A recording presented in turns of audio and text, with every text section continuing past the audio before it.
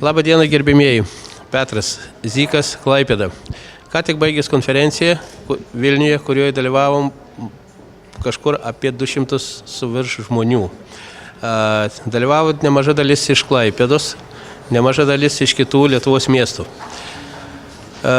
Gerbėmieji, auksas, visais laikais auksas.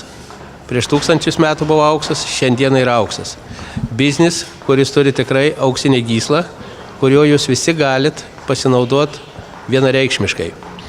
Tai nėra jokio apibrėžimo nei amžiuje, tai nėra jokio apibrėžimo nei išsilavinimo, tai nėra jokių nurodymų nei lyčių pasirinkime ir taip toliau.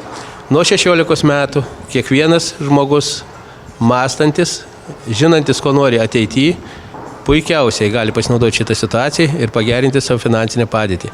Auksas tai pinigai. Įsidėmėkit visam laikui.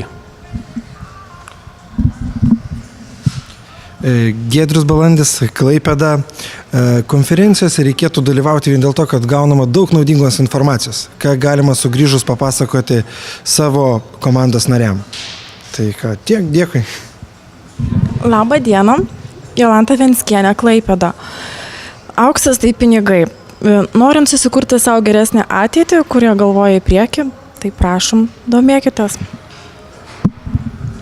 Labą dieną, Danutė iš Klaipėdos.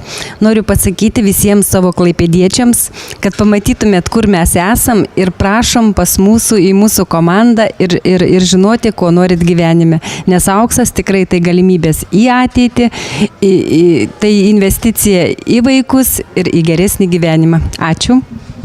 Become a client now.